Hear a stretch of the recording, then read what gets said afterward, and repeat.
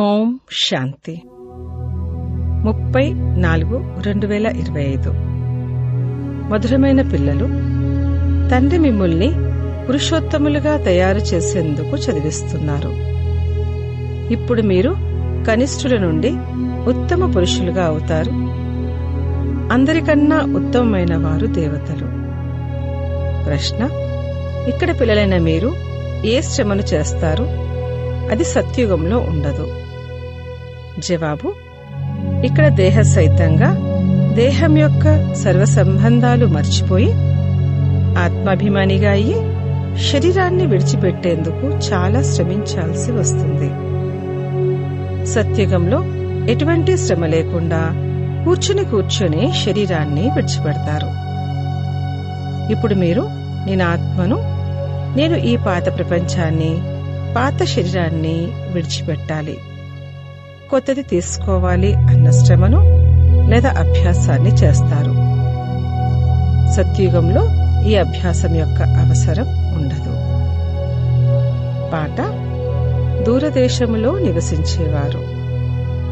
ఓం శాంతి. మధురాతి మధురమైన ఆత్మిక పిల్లలకి తెలుసు, మళ్ళీ అనగా కల్పకల్పం తర్వాత. దీన్నే దూరదేశంలో నివసించేవారు పరాయ దేశంలోకి రావడం అని అంటారు. కేవలం వారొక్కరి కోసమే ఈ గాయనం ఉంది. వారినే అందరూ స్తుతి చేస్తారు. వారు విచిత్రుడు. వారికి చిత్రమేమీ లేదు. బ్రహ్మ, విష్ణు, శంకరులను దేవతలు అని అంటారు. శివ భగవాన్ వాచ అని అంటారు. వారు పరంధామంలో ఉంటారు. వారిని సుఖధామంలోకి ఎప్పుడు పిలవరు, దుఃఖధామంలోనే పిలుస్తారు. వారు రావడం కూడా సంగమయుగంలో వస్తారు. ఇది పిల్లలకైతే తెలుసు. సత్యుగంలో మొత్తం విశ్వమంతటిపైన పురుషోత్తములైన మీరుంటారు. మధ్యములు, కనిష్ఠులు అక్కడ ఉండరు. ఉత్తమోత్తమైన పురుషులు శ్రీ లక్ష్మీనారాయణలే కదా. వీరిని ఆ విధంగా తయారు చేసేవారు శ్రీ శ్రీ శివబాబా అని మీరంటారు. శ్రీ శ్రీ అని ఆ శివబాబానే అంటారు. ఈ రోజుల్లోనైతే సన్యాసులు మొదలైన వారు కూడా తమను తాము శ్రీ శ్రీ అని పిలుచుకుంటారు. కావున తండ్రి వచ్చి ఈ సృష్టిని పురుషోత్తమంగా తయారు చేస్తారు. సత్యుగంలో మొత్తం సృష్టి అంతటిలో ఉత్తమోత్తములైన పురుషులు ఉంటారు. ఉత్తమోత్తమైన వారికి మరి కనిష్ఠులైన వారికి మధ్యన ఉన్న వ్యత్యాసాన్ని ఈ సమయంలో మీరు అర్థం చేసుకుంటారు. కనిష్టమైన మనుషులు తమ నీచత్వాన్ని చూపిస్తారు. ఇప్పుడు మీరు అర్థం చేసుకుంటారు, మనం ఎలా ఉండేవారిమి, ఇప్పుడు మనం మళ్లీ స్వర్గవాసులుగా పురుషోత్తములుగా తయారవుతున్నాము అని. ఇది ఉన్నదే సంగమయుగం. ఈ పాత ప్రపంచం కొత్తదిగా తయారవ్వనున్నదని మీకు నమ్మకముంది. పాతది కొత్తదిగా, కొత్తది పాతదిగా తప్పకుండా తయారవుతుంది. కొత్తదాన్ని సత్యుగమని, పాతదాన్ని కలియుగమని అంటారు. తండ్రి ఉన్నారే సత్యమైన బంగారం వంటి వారు, సత్యాన్ని వినిపించేవారు. వారిని సత్యము అని అంటారు. అంతా సత్యమే చెప్తారు. ఈశ్వరుడు సర్వవ్యాపి అని వారు ఏదైతే అంటారో అది అసత్యము. ఇప్పుడు తండ్రి అంటారు, అసత్యాన్ని వినకండి, చెడు వినకండి, చెడు చూడకండి. రాజవిద్య యొక్క విషయమే వేరు. అది ఉన్నదే అల్పకాలికమైన సుఖాన్నిచ్చేందుకు. మరొక జన్మం తీసుకున్నారంటే మళ్ళీ కొత్తగా చదవాల్సి వస్తుంది. అది అల్పకాలికమైన సుఖం. ఇది 21 జన్మలు, 21 తరాల కోసం. తరము అనగా సంపూర్ణ ఆయుష్ అని అంటారు. అక్కడ ఎప్పుడు అకాల మరణాలు సంభవించవు. ఇక్కడైతే చూడండి, అకాల మరణాలు ఎలా జరుగుతూ ఉంటాయో. జ్ఞానంలో కూడా మరణిస్తూ ఉంటారు. ఇప్పుడు మీరు కాలుడిపై విజయాన్ని పొందుతున్నారు. మీకు తెలుసు, అది అమరలోకము, ఇది మృత్యులోకము. అక్కడైతే వృద్ధులుగా అయినప్పుడు మేము ఈ శరీరాన్ని వదిలి బాలునిగా అవుతామని సాక్షాత్కారం అవుతుంది. వృద్ధాప్యం పూర్తవుతుంది మరియు శరీరాన్ని వదిలేస్తారు. కొత్త శరీరం లభిస్తుందంటే అది మంచిదే కదా. కూర్చుని సంతోషంగా శరీరాన్ని వదిలేస్తారు. ఇక్కడైతే ఆ అవస్థలో ఉంటూ శరీరాన్ని వదలాలంటే శ్రమ అనిపిస్తుంది. ఇక్కడి శ్రమ అక్కడి మళ్లీ సాధారణమైన విషయం అయిపోతుంది. ఇక్కడ దేహసహితంగా ఏదైతే ఉందో అంతా మర్చిపోవాలి. స్వయాన్ని ఆత్మగా భావించాలి. ఈ పాత ప్రపంచాన్ని వదిలేయాలి. కొత్త శరీరాన్ని తీసుకోవాలి. ఆత్మ సతోప్రధానంగా ఉన్నప్పుడు సుందరమైన శరీరం లభించింది. తర్వాత కామచితిపై కూర్చోవడం వల్ల నల్లగా తమో ప్రధానంగా అయిపోయారు. కావున శరీరం కూడా నల్లనిదే లభిస్తుంది. సుందరం నుండి శ్యామముగా అయిపోయారు. కృష్ణుని పేరైతే కృష్ణుడే. మరి వారిని శ్యామసుందరుడు అని ఎందుకంటారు? చిత్రాల్లో కూడా కృష్ణుని చిత్రాన్ని నల్లగా చేస్తారు, కాని అర్థం చేసుకోరు. ఇప్పుడు మీరు అర్థం చేసుకుంటారు. సతోప్రధానంగా ఉన్నప్పుడు సుందరంగా ఉండేవారు. ఇప్పుడు తమోప్రధానంగా శ్యామంగా అయ్యారు. సతోప్రధానులను పురుషోత్తములు అని అంటారు. తమోప్రధానులను కనిష్ఠులు అని అంటారు. తండ్రైతే సదా పవిత్రమైన వారు. వారు సుందరంగా తయారు చేసేందుకు వస్తారు. వారు బాటసారి కదా. కల్పకల్పము వస్తారు. లేదంటే పాత ప్రపంచాన్ని కొత్తదిగా ఎవరు తయారు చేస్తారు? ఇది పతిత చీచీ ప్రపంచం.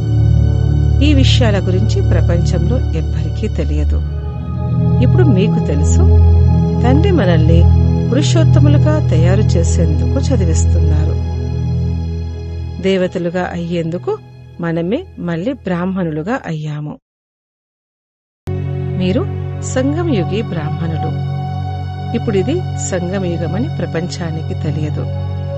శాస్త్రాల్లో కల్పం యొక్క ఆయుష్ను లక్షల సంవత్సరాలుగా రాశారు. కావున కలియుగం ఇంకా బాల్యంలోనే ఉందని భావిస్తారు. ఇక్కడికి మనము ఉత్తమోత్తములుగా, కలియుగి పతితుల నుండి సత్యుగి పావనులుగా, మనుషుల నుండి దేవతలుగా అయ్యేందుకొచ్చామని ఇప్పుడు మీరు మనసులో అర్థం చేసుకుంటారు. మురికి పట్టిన వస్త్రాలను భగవంతుడు శుభ్రం చేస్తారని గ్రంథులో కూడా మహిమ ఉంది. కాని గ్రంథును చదివేవారు కూడా అర్థాన్ని అర్థం చేసుకోరు. ఈ సమయంలోనైతే తండ్రి వచ్చి మొత్తం ప్రపంచంలోని మనుష్యమాత్రులను శుభ్రం చేస్తారు. మీరు ఆ తండ్రి ఎదురుగా కూర్చున్నారు. తండ్రే పిల్లలకు అర్థం చేయిస్తారు. రచయిత మరియు రచన యొక్క ఈ జ్ఞానము ఇంకెవ్వరికీ తెలియదు. తండ్రే జ్ఞానసాగరుడు. వారు సత్యము, చైతన్యము, అమరుడు, పునర్జన్మరహితుడు. వారు శాంతి సాగరుడు, సుఖసాగరుడు, పవిత్రతా సాగరుడు. మీరు వచ్చి ఈ వారసత్వాన్ని ఇవ్వండి అని వారినే పిలుస్తారు. ఇప్పుడు మీకు 21 జన్మల కొరకు తండ్రి వారసత్వాన్ని ఇస్తున్నారు. ఇది అవినాశీ చదువు. చదివించేవారు కూడా అవినాశీ తండ్రి. అర్ధకల్పము మీరు రాజ్యాన్ని పొందుతారు. తర్వాత రావణ రాజ్యం వస్తుంది. అర్ధకల్పము రామరాజ్యము, అర్ధకల్పము రావణ రాజ్యము. ప్రాణప్రియమైన వారు తండ్రి ఒక్కరే. ఎందుకంటే వారే పిల్లలైన మిమ్మల్ని అన్ని దుఃఖాల నుండి విడిపించి అపారమైన సుఖంలోకి తీసుకెళ్తారు. వారు మా ప్రాణాల కన్నా ప్రియమైన పారలౌకిక తండ్రి అని మీరు నిశ్చయంతో అంటారు. ప్రాణము అని ఆత్మను అంటారు. మనుష్యమాత్రులందరూ వారిని గుర్తు చేస్తారు. ఎందుకంటే అర్ధకల్పం కొరకు దుఃఖం నుండి విడిపించి శాంతి మరియు సుఖాన్నిచ్చేవారు తండ్రి మాత్రమే. కావున వారు ప్రాణాల కన్నా ప్రియమైన వారు కదా. మీకు తెలుసు, సత్యుగంలో మనము సదా సుఖంగా ఉంటాము. మిగిలిన వారందరూ శాంతిధామానికి వెళ్లిపోతారు. తర్వాత రావణ రాజ్యంలో దుఃఖం ప్రారంభమవుతుంది. ఇది సుఖ దుఃఖాల ఆట. ఇక్కడ ఇప్పుడిప్పుడే సుఖము, ఇప్పుడిప్పుడే దుఃఖం ఉంటుందని మనుషులు భావిస్తారు. కాని అలా కాదు. మీకు తెలుసు, స్వర్గం వేరు, నరకం వేరు. స్వర్గస్థాపన రాముడైన తండ్రి చేస్తారు. నరకం యొక్క స్థాపన రావణుడు చేస్తాడు. అతన్ని ప్రతి సంవత్సరం కాలుస్తారు.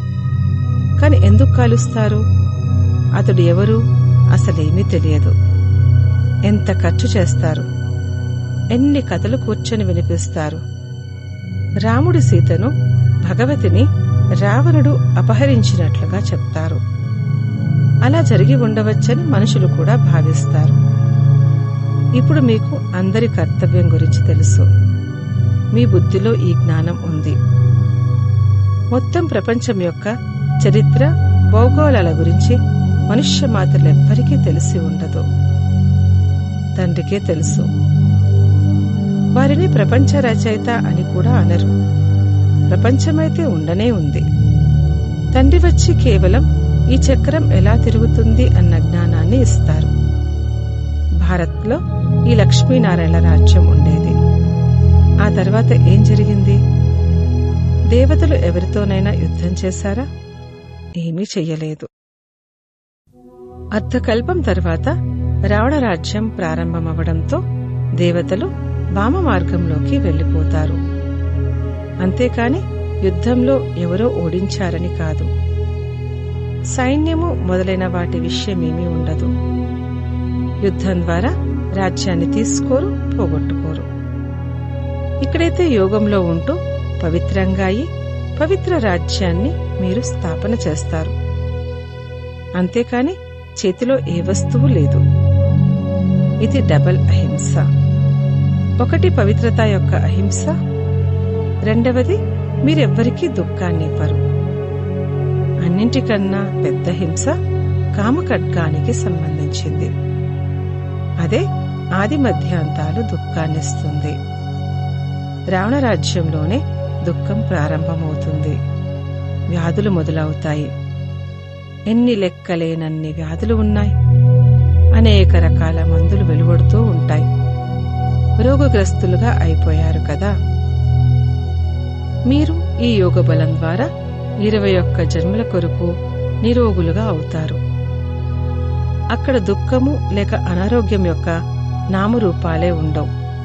దానికోసమే మీరు చదువుతున్నారు. భగవంతుడు మనల్ని చదివించి భగవాన్ భగవతీలుగా తయారు చేస్తున్నారని పిల్లలకి తెలుసు.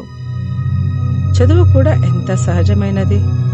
అరగంట, పావుగంటలో మొత్తం చక్రం యొక్క జ్ఞానమంతా అర్థం చేయిస్తారు. 84 జన్మలు కూడా ఎవరెవరు తీసుకుంటారనేది మీకు తెలుసు. భగవంతుడు మనల్ని చదివిస్తారు. వారు నిరాకారుడు. వారి సత్యాతి సత్యమైన పేరు శివ. వారు కళ్యాణకారి కదా. సర్వుల కళ్యాణకారి, సర్వుల సద్గతిదాత, ఉన్నతోన్నతమైన తండ్రి. ఉన్నతోన్నతులైన మనుషులుగా తయారు చేస్తారు.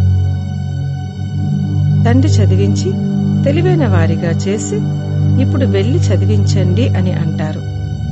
ఈ బ్రహ్మ కుమారులు కుమారులను చదివించేవారు శివబాబా. బ్రహ్మ ద్వారా మమ్మల్ని దత్తత తీసుకున్నారు. ప్రజాపిత బ్రహ్మ ఎక్కడి నుండి వచ్చారు? ఈ విషయంలోనే తికమక పడతారు. వీరి యొక్క అనేక జన్మల అంతిమంలో దత్తత తీసుకున్నారు అని అంటారు. ఇప్పుడు అనేక జన్మలు ఎవరు తీసుకున్నారు? ఈ లక్ష్మీనారాయణలే పూర్తి 84 జన్మలు తీసుకున్నారు. అందుకే కృష్ణుణ్ణి శ్యామసుందరుడు అని అంటారు. మనమే సుందరంగా ఉండేవారము. తర్వాత 2 కళలు తగ్గిపోయాయి. కళలు తగ్గుతూ తగ్గుతూ ఇప్పుడు కళాహీనంగా అయ్యాము. ఇప్పుడు తమో ప్రధానం నుండి మళ్ళీ సతో ప్రధానంగా ఎలా తయారవ్వాలి? తండ్రి అంటారు, నన్ను స్మృతి చేసినట్లయితే మీరు పావనంగా అవుతారు. ఇది రుద్ర జ్ఞాన యజ్ఞమని మీకు తెలుసు. ఇప్పుడు యజ్ఞంలో బ్రాహ్మణులు కావాలి. మీరు సత్యమైన బ్రాహ్మణులు, సత్యమైన గీతను వినిపించేవారు. అందుకే సత్యమైన గీతా పాఠశాల అని మీరు రాస్తారు కూడా. ఆ గీతలోనైతే పేరు మార్చేశారు. కల్పకృతము ఎవరైతే వారసత్వాన్ని తీసుకొని ఉంటారో వారే తీసుకుంటారు. మీ మనసును ప్రశ్నించుకోండి, మేము పూర్తి వారసత్వాన్ని తీసుకోగలమా? మనుషులు శరీరాన్ని వదిలినప్పుడు ఖాళీ చేతులతో వెళ్తారు. ఆ వినాశీ సంపాదనైతే తోడుగా వెళ్ళదు.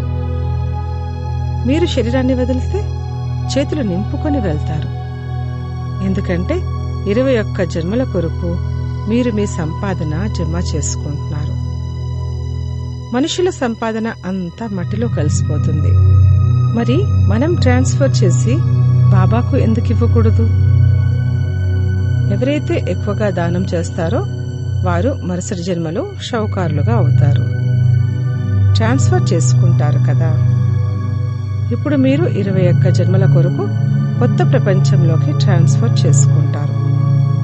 అందుకు ప్రతిఫలంగా మీకు 21 జన్మల కొరకు లభిస్తుంది. వారైతే 1 జన్మ కొరకు అల్పకాలం కొరకు ట్రాన్స్ఫర్ చేసుకుంటారు. మీరైతే 21 జన్మల కొరకు ట్రాన్స్ఫర్ చేసుకుంటారు. తండ్రి అయితే దాత. ఇది డ్రామాలో రచించబడి ఉంది. ఎవరు ఎంతగా చేసుకుంటారో అంతగా పొందుతారు. వారు ఇండైరెక్ట్ గా దాన పుణ్యాలు చేస్తారు. కావున అల్పకాలికం కొరకు ప్రతిఫలం లభిస్తుంది. ఇది డైరెక్ట్. ఇప్పుడు అంతా కొత్త ప్రపంచంలోకి ట్రాన్స్ఫర్ చెయ్యాలి. బ్రహ్మాను చూశాను, ఎంత సాహసం చేశారు. సర్వస్వం ఈశ్వరుడే ఇచ్చారు అని మీరు అంటారు. ఇప్పుడు తండ్రి అంటారు, ఇదంతా నాకు ఇవ్వండి, నేను మీకు విశ్వరాజ్యాధికారాన్ని ఇస్తాను. బాబా అయితే వెంటనే ఇచ్చేశారు, ఆలోచించలేదు. పూర్తి అధికారాన్ని ఇచ్చేశారు. నాకు విశ్వరాజ్యాధికారం లభిస్తుంది అన్న నష ఎక్కింది. పిల్లలు మొదలైన వారి గురించి ఏమీ ఆలోచించలేదు. ఇచ్చేవారు ఈశ్వరుడు. కావున ఎవరికైనా నేను బాధ్యునిగా ఎలా అవుతాను? 21 జన్మల కొరకు ఎలా ట్రాన్స్ఫర్ చేసుకోవాలంటే ఈ బ్రహ్మ తండ్రిని చూడండి, ఫాలో ఫాదర్ చెయ్యండి. ప్రజాపిత బ్రహ్మ చేశారు కదా. ఈశ్వరుడైతే దాత. వారు వీరి ద్వారా చేయించారు. మీకు కూడా తెలుసు, తండ్రి నుండి రాజ్యాధికారం తీసుకునేందుకు మనం వచ్చాం. రోజు రోజుకు సమయం తగ్గిపోతూ ఉంటుంది. ఆపదలు ఎటువంటి వస్తాయంటే ఇక అడక్కండి. వ్యాపారస్తుల శ్వాస అయితే గుప్పిట్లో ఉంటుంది, ఏ యమదూత వస్తారో అని. సిపాయిల ముఖాలను చూసి మనుష్యులు స్పృహ కోల్పోతారు. మున్ముందు ఎంతగానో విసిగిస్తారు. బంగారం మొదలైనవి పెట్టుకోనివ్వరు. ఇక మీ వద్ద ఏముంటుంది? ఏదైనా కొనుగోలు చేసేందుకు ధనమే ఉండదు. నోట్లు మొదలైనవి కూడా చెల్లవు. రాజ్యం మారిపోతుంది. అంతిమంలో చాలా దుఃఖితులై మరణిస్తారు. చాలా దుఃఖం తర్వాత మళ్ళీ సుఖం ఉంటుంది. ఇది అనవసరమైన రక్తసిక్తపు ఆట. ప్రకృతి వైపరీత్యాలు కూడా జరుగుతాయి. దీనికన్నా ముందు తండ్రి నుండి పూర్తి వారసత్వం అయితే తీసుకోవాలి. తిరగండి, విహరించండి. కేవలం తండ్రిని స్మృతి చేస్తూ ఉన్నట్లయితే పావనంగా అవుతారు. ఇకపోతే ఆపదలు ఎన్నో వస్తాయి. ఎంతగానో ఆర్తనాదాలు చేస్తూ ఉంటారు. పిల్లలైన మీరిప్పుడు ఎటువంటి అభ్యాసం చేయాలంటే అంతిమంలో ఒక్క శివబాబాయే గుర్తుండాలి.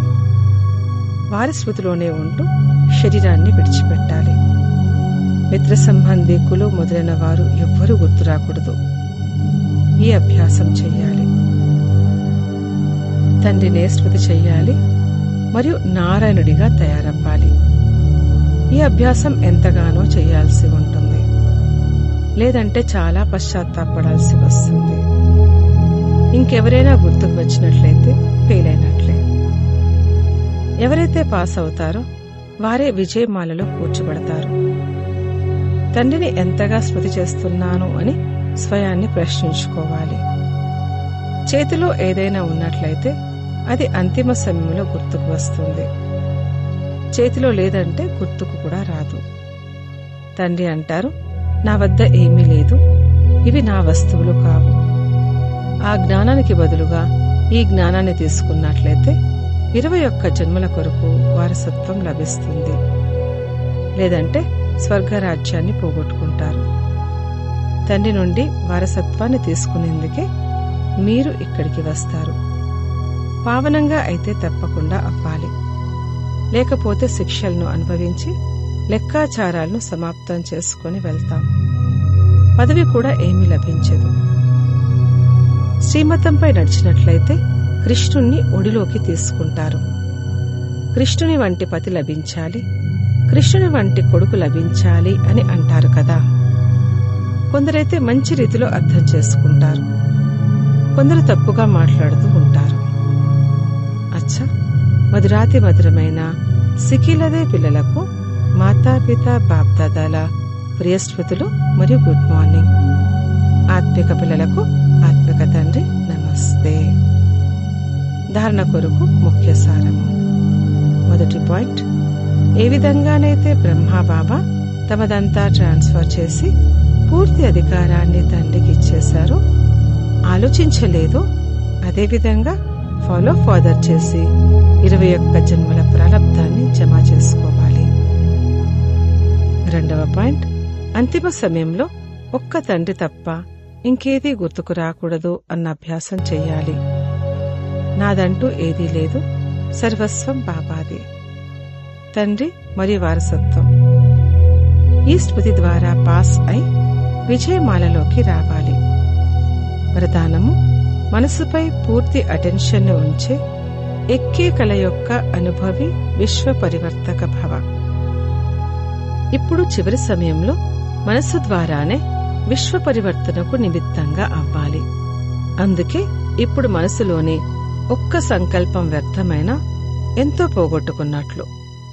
ఒక్క సంకల్పాన్ని కూడా సాధారణ విషయంగా భావించకండి. వర్తమాన సమయంలో సంకల్పాల అలజడి కూడా పెద్ద అలజడిగా లెక్కించబడుతుంది. ఎందుకంటే ఇప్పుడు సమయం మారిపోయింది, పురుషార్థపు గతి కూడా మారిపోయింది. కావున సంకల్పాలలోనే ఫుల్ స్టాప్ పెట్టాలి. ఎప్పుడైతే మనసుపై ఇంతటి అటెన్షన్ ఉంటుందో అప్పుడు ఎక్కేకల ద్వారా విశ్వ పరివర్తకులుగా అవ్వగలరు. స్లోగన్, కర్మల్లో యోగం యొక్క అనుభవం అవ్వడం అనగా కర్మయోగిగా అవ్వడం. అవ్యక్త సూచనలు, కంబైన్ రూపపు స్మృతి ద్వారా సదా విజయీలుగా అవ్వండి. బాబా మరియు మీరు ఈ కంబైన్డ్ రూపాన్ని అనుభవం చేస్తూ సదా శుభభావన, శ్రేష్ఠ కామన, శ్రేష్ఠ వాణి, శ్రేష్ఠ దృష్టి, శ్రేష్ఠ కర్మల ద్వారా విశ్వ కళ్యాణకారి స్వరూపాన్ని అనుభవం చేసినట్లయితే క్షణంలో సర్వ సమస్యలను సమాధానపరచగలరు.